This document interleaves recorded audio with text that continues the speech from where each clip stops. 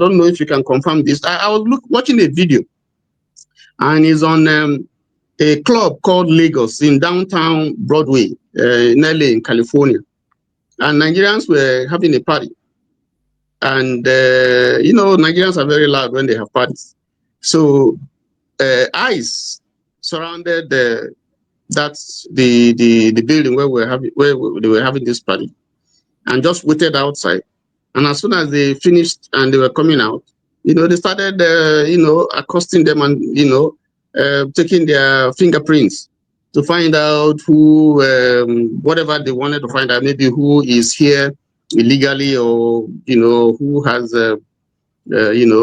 crime or whatever. So I don't know if you saw it, and if it is true, because I saw the video.